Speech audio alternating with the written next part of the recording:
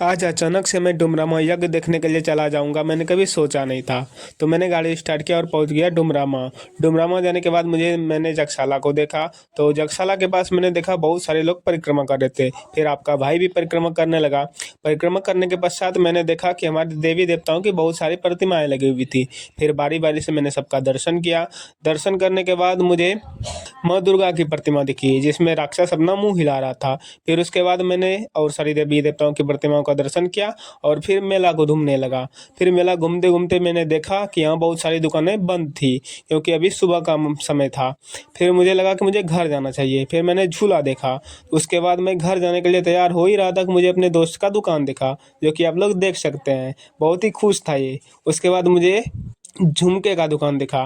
फिर मैंने सोचा क्यों ना खरीद लूँ। फिर मुझे याद आया मेरी तो कोई है ही नहीं।